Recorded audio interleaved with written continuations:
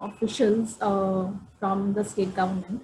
I'd first like to invite Ms. Manjula. She's the IAS Commissioner and Additional Chief Secretary with the Uh, Government of Karnataka. Hello. Azra, I think Ms. Hepzibah Madam should talk first, and Okay. Manjula Madam should go next. Yeah, Hepzibah sure. Madam, should that be fine? Yeah, it is fine. Yeah, please. Madam's convenience. Okay. All right. So we also have, I think Monica ma'am already introduced, but we also have with us Hepzibah ma'am. She's IS and MD with the Bangalore Smart City Limited.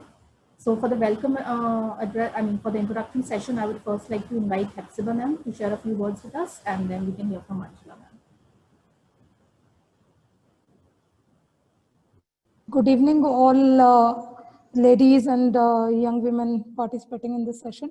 I especially thank our Commissioner DULT, Senior Mentor Manjula Madam, for giving me this opportunity and joining all of you in this session this evening. If we connect with what is happening in our country with regard to Smart Cities mission and the post-COVID behavioral change, one thing which is very significant is the India Cycles for Change campaign. Here we are looking at change from different perspectives.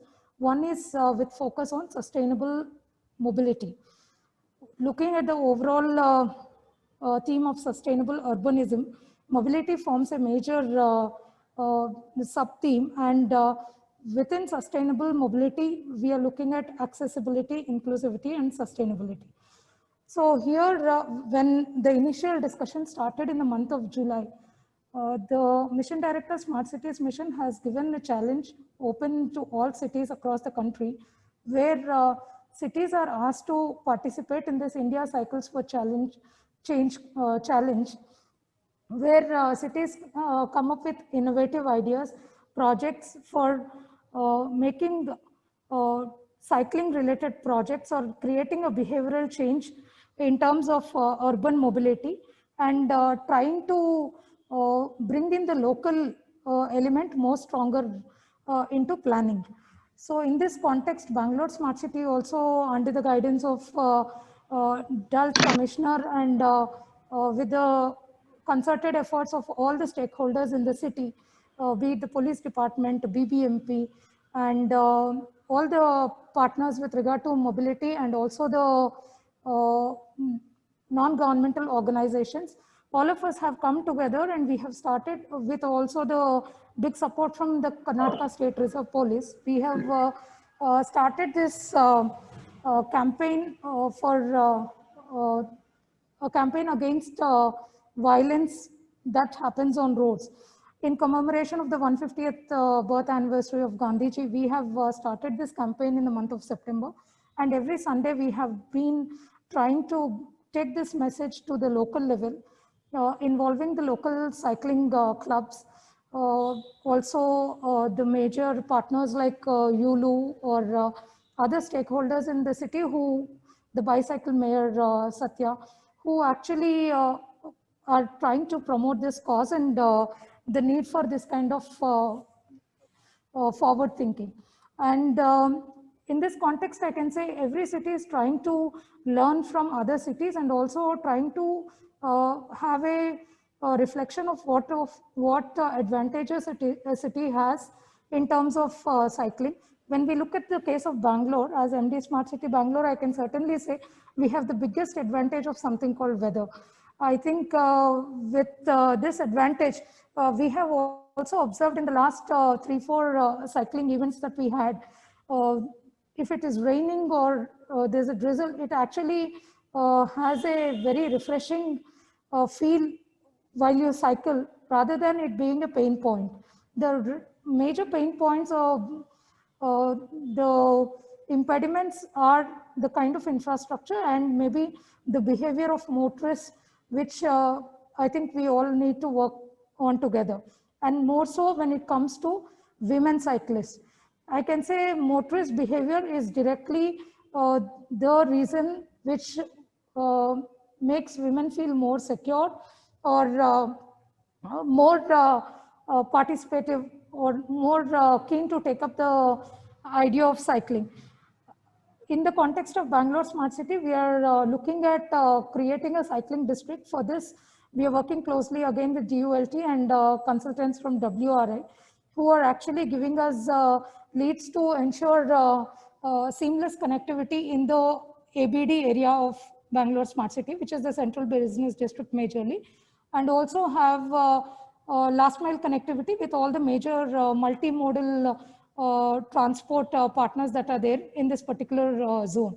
We have almost identified a 45-kilometer stretch, and we are working very closely to deliver in phases. By the 1st of November, we want to give 5 kilometers initial stretch for people to be able to cycle. And by the end of this year, we are looking at close to 25 kilometers demarcated, dedicated cycle corridor, which will be there for Bangaloreans. From the perspective of women cyclists, I can say, if you look at cycling examples world over, the Dutch people are pioneers. Even in their case, if we read any kind of literature that is there, there is a mention about the skirt guard or the mud guard or the simple elements which compose a complete cycle and the infrastructure, which are very essential when it comes to women cyclists. I think these small things should not be the showstoppers. And together, the civil society, the enthusiast female cyclists, and people who are planning for cycling infrastructure and the manufacturing people, everybody has to come on board and appreciate that it is a no gender specific activity. All of us can pedal, and it's the easiest mode of local commute, and one should not be deprived of it. One should feel safe and also have equal access. I actually came across something yesterday where Varanasi city has actually involved a cycling event where the transgenders participated.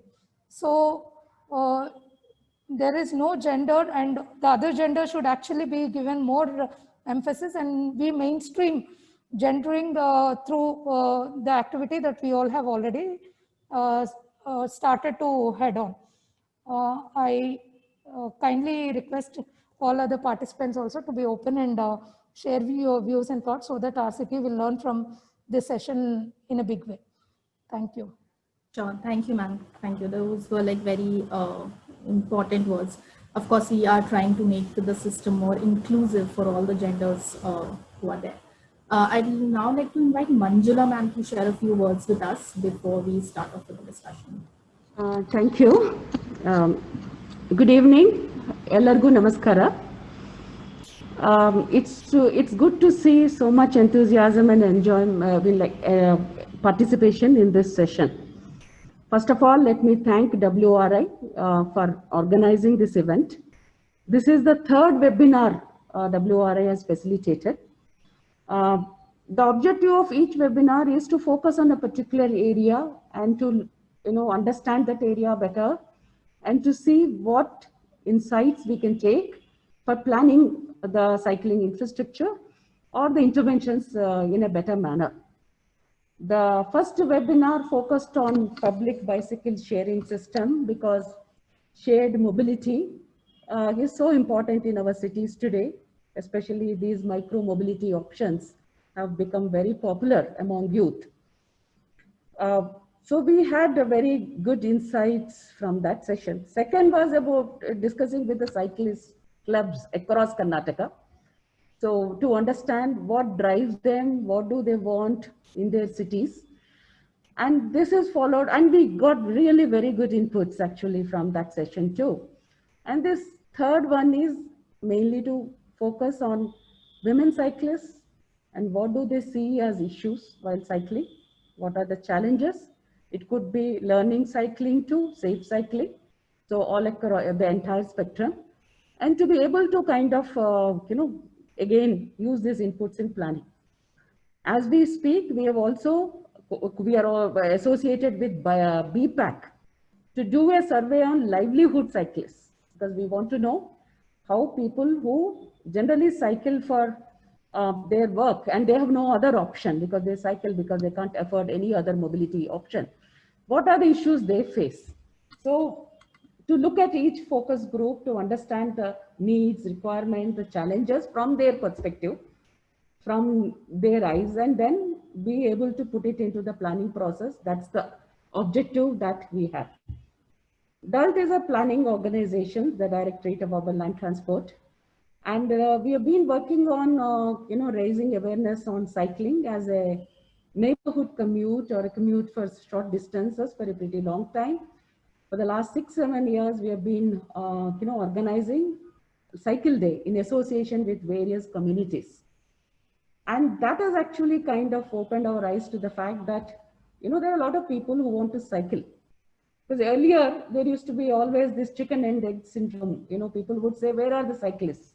We are talking about taking road space and kind of making cycle lanes, dedicated cycle lanes. But people would say, where are the cyclists? Unfortunately, though there may be cyclists and pedest walkers, they are not visible to the, eyes sometimes. So when we did the Cycle Day, we really noticed a lot of interest. People who have not cycled, who got married, have kids, and have not cycled for years together, have actually taken up cycling. In fact, I am also, late learner, actually. I did not learn cycling when I was young, because in those times, it was not really, I don't think it was kind of taught to us either in school or everywhere. I was almost into my 40s when I learned cycling. So I understand and empathize with the fact that when you are an adult learner, the kind of challenges that you face are very many. Sometimes these challenges are in your mind also, like you can't cycle with so much freedom as perhaps if you have learned cycling when you're young. So when you're creating an infrastructure in city, we have to look at everybody, age, gender, whatever. And the idea is to make this infrastructure so, seamless and so convenient for use by everybody concerned.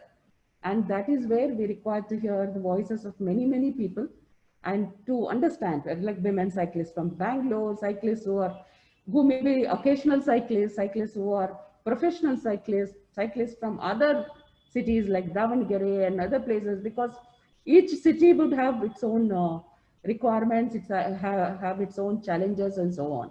So what we are expecting from this discussion is that some of the questions very nicely articulated by WRI would have a lot of responses, and these responses will actually give us necessary inputs as we move ahead with planning. Hepzibah has already mentioned Smart City is really taking it on a drive to include dedicated cycle lanes in their planning. BBMP is also, apart from Smart City is part of a BBMP. But apart from that, they are also very, very open to the idea of creating cycling infrastructure. In fact, I feel time is very, very conducive now. I was told by many that you need to wait to buy a cycle. I mean, I can't imagine it was not so some days back or some months back. Now there is a lot of interest in cycling. I see that in my own residential area. People whom have never seen with a cycle or with a cycle now trying to cycle. So there is a lot of interest. So there is a positive environment, conducive environment, around cycling. And I find a lot of political support too is coming in, today. So we have this support, so we need to build upon that. So we are very, very positive about the fact that probably one positive outcome, there could be many, of this COVID-19 pandemic is that it generates a lot of interest and excitement to make a lifestyle change, make a lifestyle choice, make it change in the way we, we used to move within our neighborhood or from home to office or whatever. So I look forward to this event, and once again, I thank all of you for, coming in such large number.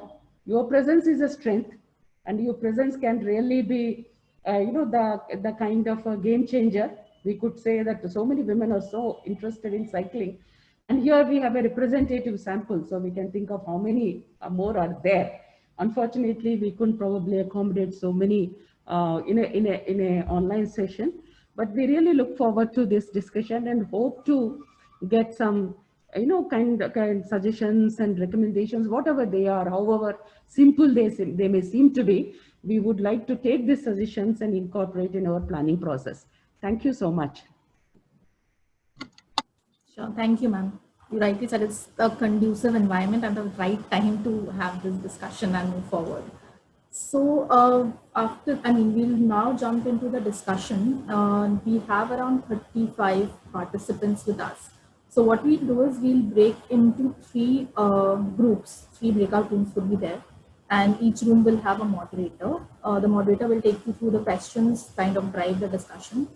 And we'll have about 25 to 30 minutes for the discussion. After that, we'll come back to the main session.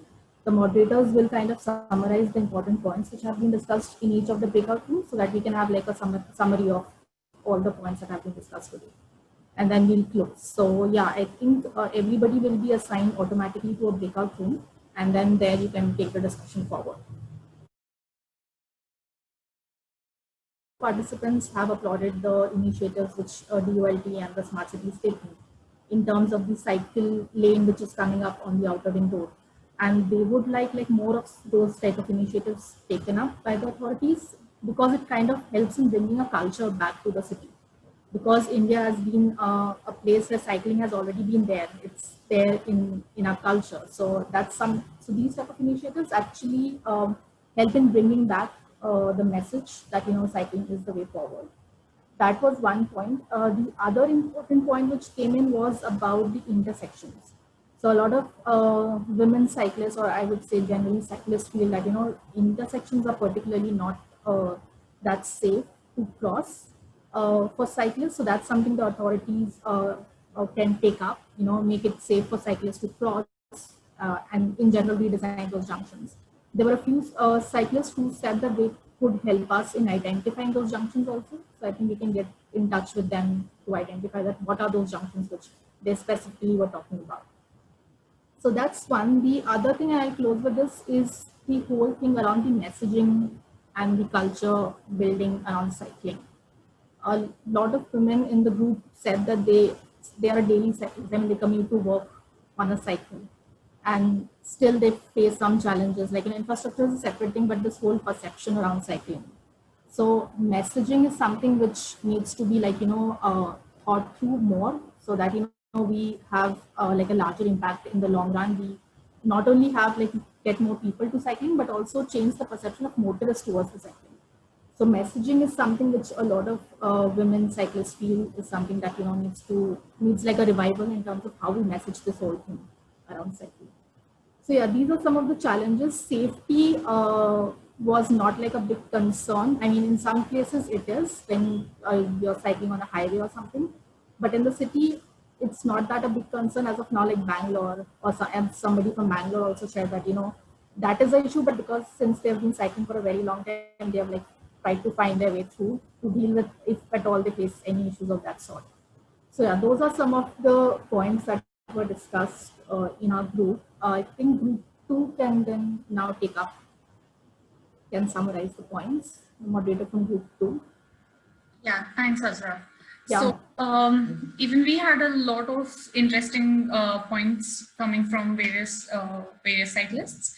So the major thing which was talked about was road safety. So a lot of them face problems while cycling on the road because there is no dedicated cycle lane. So the road safety has come up as a very important factor. Another important thing which came up was in terms of infrastructure needs was bicycle parking. So a lot of discussion happened around how to make it inclusive, how to include women of different sections of the society. So a lot of most of the times that what happens is their trips are shorter. They are mostly livelihood trips or something. So at that place, so people have to stop and buy things. So cycle stands or cycle parking is a very important factor because it also talks about safe parking for the cycles as well. So that is another thing which came up. Another thing which was very important point which came up was regarding last mile connectivity. So when we talk about public bicycle sharing scheme, of course it is one of the thing which helps us in last mile connectivity. But then there is a lot of requirement in terms of carrying my cycle to a certain very long distance. So if I can take my cycle in a metro or in a bus, or boarded in a bus, or I have some infrastructure there available where I can take my bicycle and then use it later wherever I'm going. So then that is also one major thing. So this is also for the children who want to go to their schools. So even school children can use something like this. So that is also another part in terms of infrastructure which came into the discussion. Another point we discussed was about training of children for cycling, so that they are empowered about it. They know about its sustainability. They know how important it is. So that is also one thing which came out. So of course, I mean, last mile connectivity, end-to-end infrastructure, empowering school children. All of these points came in. Along with that, there was one more point which was discussed, which I felt was quite interesting, was about mental wellness. So a lot of women feel that women are completely into their household work or something. So they get that small bracket wherein they can go out, be independent, go on a cycle. So sometimes it's just, being independent, being, looking at the whole space just by themselves. So it also gives you a feeling of independence, gives you so it's very important in terms of mental well-being of women as well. So how can that be possible? So how can we make our cycles, how can we make cycling that that something which is very pleasurable? How can we make it pleasing? And how can we make it, more nice place to, nice thing to happen in our cities. So these were a few important points which were discussed. And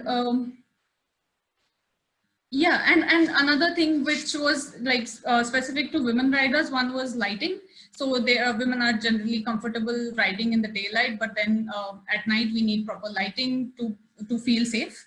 Another, and also along with lighting, there is a lot more requirement of resting spaces. So a lot of restrooms are required in terms of having restrooms at their office spaces as well, where you can go and change and then start working at your offices, as well as part of your public infrastructure, where you have proper clean restrooms where you can use the facilities, and the restrooms are such that you're not don't feel unsafe to enter a public toilet. So these kind of requirements. So these are some of the points we discussed during our breakout session. So, Thanks, Madhura. Can we move to group 3, Sonal? Yeah. Yeah, so during our discussion, a lot of very interesting points came up. A lot of them are covered by both group 1 and group 2 as well, which include safe parking spaces.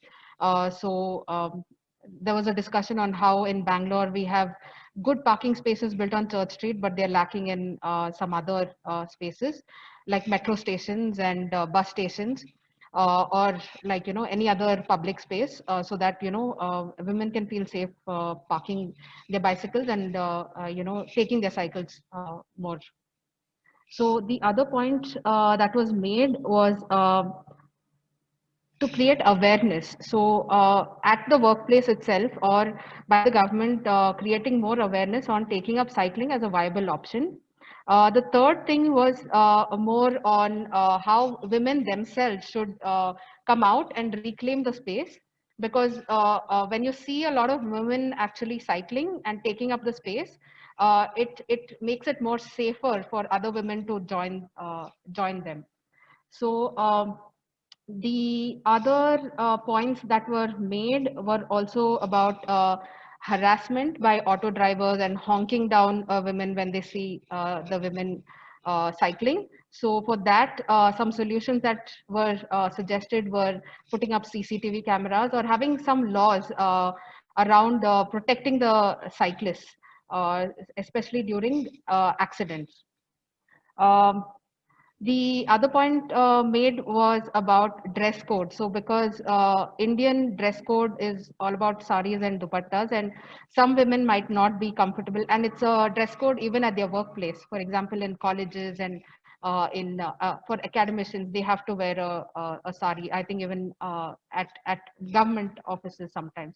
So how can the manufacturing industry design better cycles for the needs of Indian women, especially Indian urban women, with respect to this dress code. The other point was also about getting more women to learn how to fix their own bicycle and getting them independent and strong to ride a bicycle and feel comfortable on a bicycle and not feel as if it's a difficult thing to do. So how can we have more women learn about how to fix punctures, how to fix any problems that come with the bicycle, so that when they're riding, they're not in their mind feeling that like if my bicycle gets punctured somewhere, or if it is not fixable, then how will I continue my journey? Availability of toilets for women was another point made. And in terms of lighting also, because in the nights it's important for light for lighting on streets to be placed so that the women feel safe, and also having a helpline for distress calls in terms of accidents or misunderstandings with bus motorists and fines based on CCTV footage. So in terms of the opportunities that the cities have provided for cyclists, it was very pleasant to know that many of the women cyclists feel that their cities are actually doing quite a bit, especially during these COVID times. So what came out was that in Bangalore especially, there's a very good cycling community, and there are local bicycle shops, women only repair shops, and also Dalt, who's doing a lot of work around cycling. The only thing that one of them mentioned was that the parks like Cubbon Parks and Lal Bags and lakes do not encourage cyclists. And the complaint or the problem with that that the women were saying was that these are the places where they can take their kids for actually recreation or teaching them cycling on weekends. So if these parks and lakes can be opened up for cycling, that would really help the women to take their kids out on a weekend. So in Mangaluru, it was mentioned that there has been a dedicated cycling lane of 17 kilometers that's being provided, and it involves connecting a lot of schools. So this is sort of an opportunity that is encouraged by many of these women cyclists, because they want their kids to be safe while cycling to school. And in Tumkuru, there are cycle repair workshops that have been set up for teaching women and other cyclists also how to repair their cycles. And also in Davangere, they have also mandated that there is one compulsory day of office riding to office by bicycle. So this is an opportunity that the city has given the cyclists and encouraged cyclists. So yeah, this was the discussion in group 3. Thank you. I think that was an extensive list of, I think there are a lot of opportunities which all these cities have in the state. I think different cities have different type of opportunities, and they are taking like different steps and initiatives to promote cycling. So I think this is what the summary is from all the 3 groups. We'll also like put it down in writing and we'll share with the authorities like what all points that have come up in all the 3 breakout rooms. So I think with this, we'll close off the discussion here. So I'd like to invite Hepzibah ma'am again to like share some of your thoughts, first of all, and on this whole discussion. Hepzibah ma'am. Hello. Yeah, I was in group 2 and listening to the other 2 teams also. It is interesting from the experience of different cities and their opinions. I think we were quietly thinking about cycle to work, and Davangere has already put it to action. So it's good. We'll also try to think of some initiative where at least we have one cycle hour or cycle to work day, some initiative where we can build more consensus and get going on this. One request I thought the handlebar survey which we have taken up, if we do a very gender specific survey, I think we'll have more leads into how to design and make it more comprehensive. So whatever be the course of action, I'm more than happy to be part of it and take it to implementation. Thank you. Sure, thank you, ma'am. Manjula ma'am, would you like to share some closing thoughts? Thank you. First of all, I've also kind of jumped from one group to another to overhear the conversations, and the conversations have been pretty interesting. One point that kind of struck me was that most people felt, most women cyclists felt that there is no, women are not being singled out for being on cycle. So it appears like, in fact, somebody even mentioned that suppose say women cyclist falls, then there are more people trying to be, attending to her and things like that, which might not be the case when, let us say, male cyclist falls on road or something like that. So the thing is that there is no, majorly, it appears that there is no deliberate harassment or anything like that when women are on cycle. So, but the challenges that, and the second point that I noticed is the challenges that are being kind of, highlighted or generic in nature. As of now, whatever has come out of this discussion, the most important thing is about infrastructure. I think everybody has kind of unanimously said that there has to be better infrastructure, whether it is in terms of dedicated cycle tracks or safe junctions or proper lighting, and including public, restrooms and things like that. The second point that came about is right messaging. So it is important that we need to use our IEC and communication tools and, kind of drive home the message. And that is also linked to what Azra said, that, which was the group's feeling that cycling culture was there with us, was a part of Indian ethos at one point of time, and we have lost it. We have actually gone backward, and it is time to actually now kind of move the clock forward and be more progressive. So the right messaging is something which many of the groups have highlighted, and I think it's a kind of a pointer that whatever infrastructure we may kind of do, and often infrastructure is the easiest to build and kind of maintain. Unless we do the other things like IEC activities, etc., we can't really take full advantage of the infrastructure that is there. The third point is, of course, of enforcement. Well, there is no deliberate harassment. There is no respect by motorcyclists. Whether it is women or man on cycle, they basically don't respect whether they are motorcyclists or their car owners or whatever. So we also need to have targeted messaging and targeted activities to make them feel that the road doesn't belong to them, but it also belongs to, cyclists, pedestrians, and so on.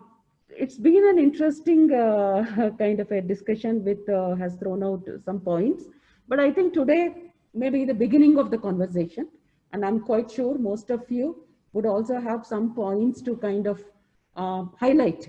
So when you, after today also, you're free to share your opinions, comments with us through either WRI, through directly, through Smart City, or through DULT, through WRI, or whichever forum you feel comfortable with, because these are the inputs that we need going forward. So I thank you. I thank everybody for kind of spending time and actually contributing to the discussion.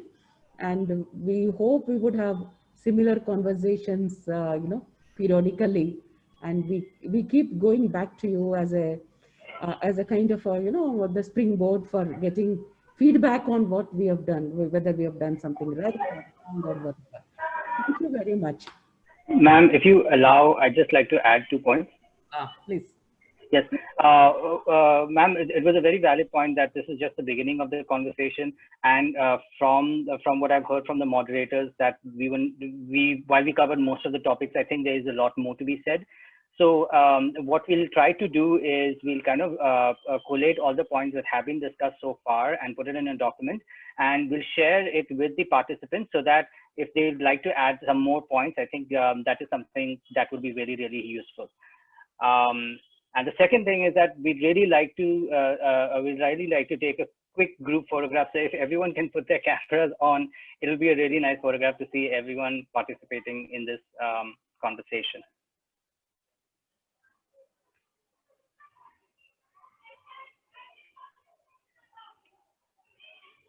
Great.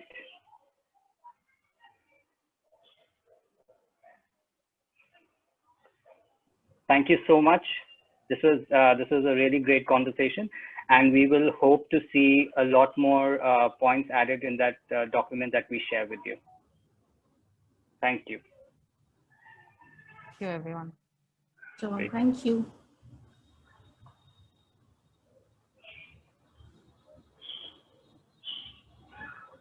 Thank you. Thank you. Thank you. Thank you.